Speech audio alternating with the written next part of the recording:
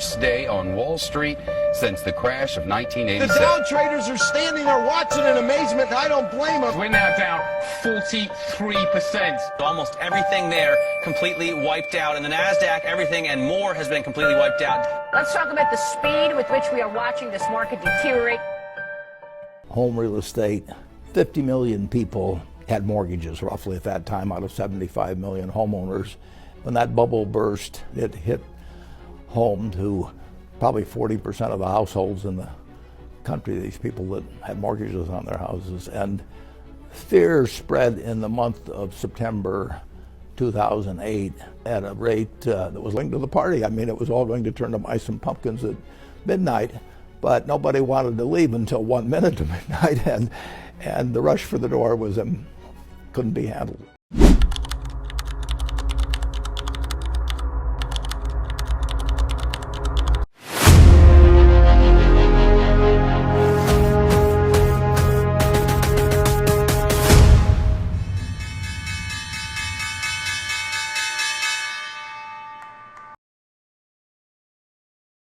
The Fed's 13-month rate hike cycle has finally ended, marking one of the longest since 2008. Back then, rates were cut aggressively to combat the financial crisis, dropping from 5.25% to near zero with large-scale QE. In 2024, rate cuts aim to support growth despite elevated inflation, making this a more delicate situation. Unlike 2008, inflation remains a concern, and no major QE has been implemented yet. Hello, everyone. Welcome to the special weekend edition of Markets Around the World. I'm K2, your host, and we've got a packed agenda today. We'll dive into the latest data, break down key trends, and highlight critical levels. If you're passionate about markets, make sure to subscribe to stay informed. Now let's jump into what's been moving the markets and what's ahead. Let's kick off with the top headlines.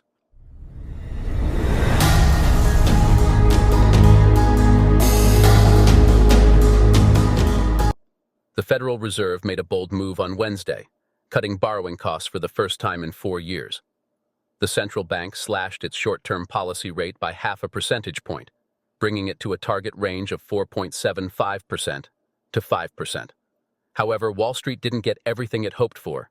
Longer-dated Treasury yields, which influence the pricing of auto loans, mortgages, and more, began rising from the year's lows earlier this week.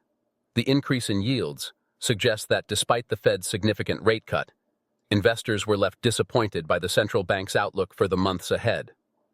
The Fed delivered a hawkish message in several ways. Powell emphasized he wasn't worried about the U.S. economy and stated the Fed wasn't in a rush to lower rates.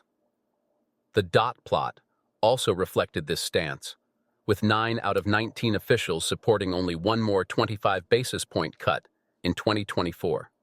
Aditya Bhave, a U.S. economist at Bank of America Securities, called it a hawkish 50, but doubted the Fed could maintain that approach.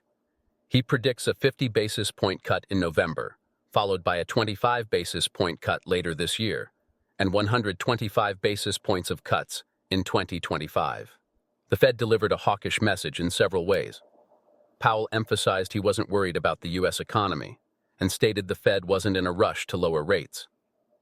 The dot plot also reflected this stance, with 9 out of 19 officials supporting only one more 25 basis point cut in 2024. Aditya Bhave, a U.S. economist at Bank of America Securities, called it a hawkish 50, but doubted the Fed could maintain that approach. He predicts a 50 basis point cut in November, followed by a 25 basis point cut later this year, and 125 basis points of cuts in 2025.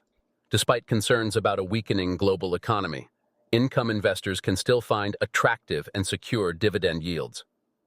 Highlights how many energy companies have shifted focus toward returning capital to shareholders through buybacks and dividends. The report, Integrated Oils, Stocks for the Long Run, notes that this shift toward capital discipline is expected to support strong returns on capital going forward. The Federal Reserve finally gave stock market investors what they were hoping for this week, cutting interest rates for the first time since March 2020, making a soft landing for the economy more plausible as inflation has eased. After keeping rates steady at 5.25% to 5.5% for over a year, the Fed opted for a larger than expected half percentage point cut during its September 18 meeting. This decisive move signaled the Fed's commitment to supporting economic growth and preventing a labor market slowdown. However, questions remain. Does this 50 basis point cut secure a soft landing, or does it reveal that the Fed may have been too late in preventing a recession? Let's dive deeper into the conversation and bring in some data to paint a clearer picture.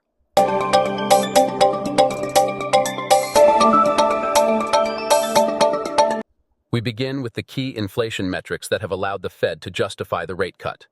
August's CPI came in at 2.5%, a clear sign that inflation is steadily approaching the Fed's target of 2%.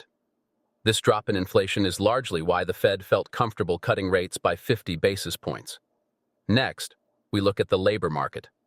Despite fears of a slowdown, unemployment remains low at 3.8%, but the number of permanent job losses has been climbing. Job losses rose by 324,000 in August, the highest since November 2021. This underscores why the Fed took a more aggressive stance with the rate cut to prevent further deterioration. The real question is whether this rate cut will be enough to avert a recession, or if it's too little too late. Market volatility remains high, with the S&P 500 losing 4.3% last week, marking its worst first week of September since 2001. On the other hand, investors are still pricing in more rate cuts, expecting at least another 100 basis points of reductions by the end of the year. The Fed's move is bold, but with a fragile global economy and rising volatility, we'll have to see whether it can truly navigate the U.S. toward that elusive soft landing. Youth unemployment is rising. The U.S. unemployment rate for people aged 16 to 24 jumped to 9.7% in August, the highest level since June 2021.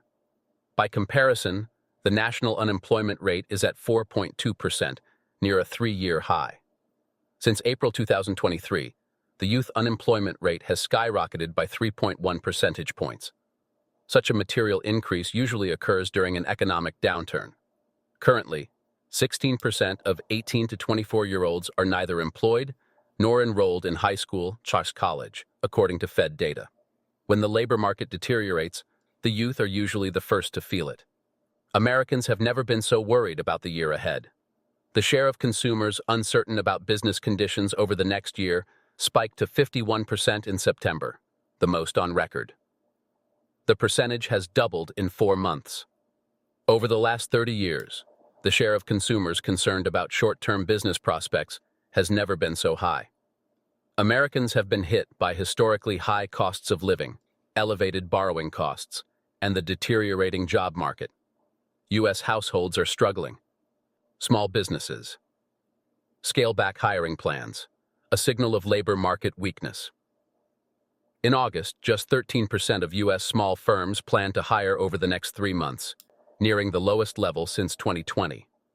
This percentage has halved in only 3 years, marking the most prolonged decline in hiring intentions since 2008.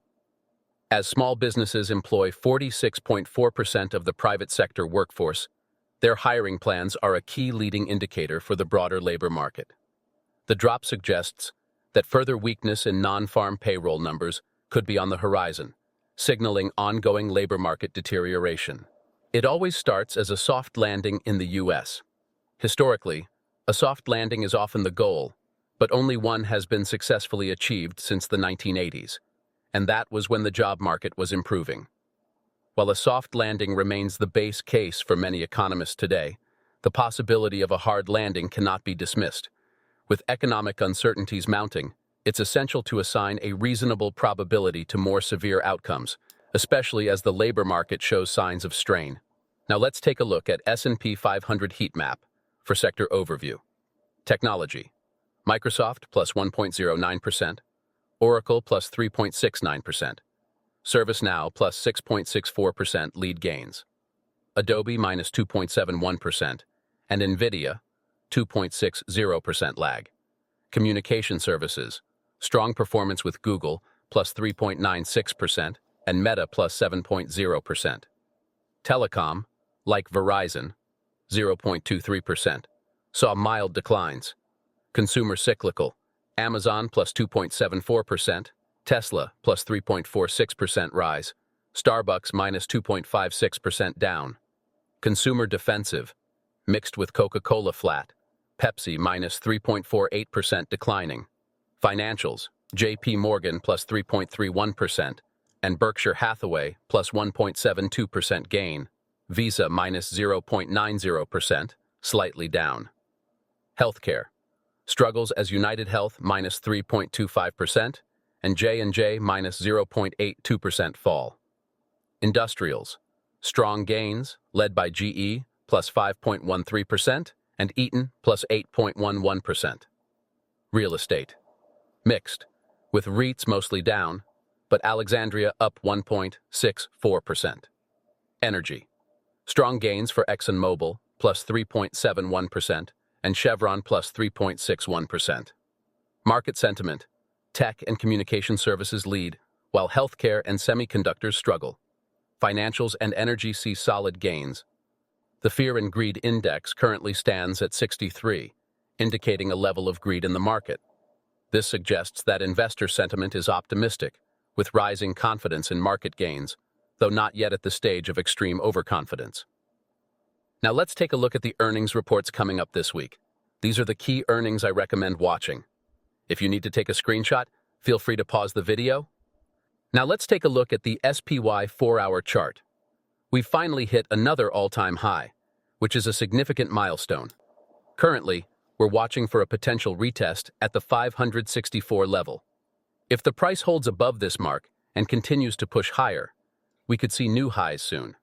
However, if we experience a gap down below 564, it could shift momentum back to the bears, giving them control of the market again. Keep a close eye on this level as it could determine the next moves in the market. Next chart, QQQ 4 hours chart. That's final stage for bears. If price see another gap up and held above 488, and we could see another new high for QQQ, let's what brings this week for us. Here's what to watch this week in the markets and economy. Monday, economic data. Manufacturing and services PMIs will be released. Fed speakers, Bostic, Goolsbee, and Kashkari will be speaking. Tuesday, economic data. CB Consumer Confidence and Richmond Manufacturing Index are on the agenda. Fed speaker, Bowman will address the audience. Wednesday, earnings. Micron will report its earnings. Economic data. New home sales figures will be available. Thursday, earnings. Costco will announce its earnings. Economic data. Q2 GDP. Weekly initial jobless claims, durable goods orders, and pending home sales are expected. Fed speakers, Powell, Collins, Kugler, Bowman, Williams, and Cook will provide insights.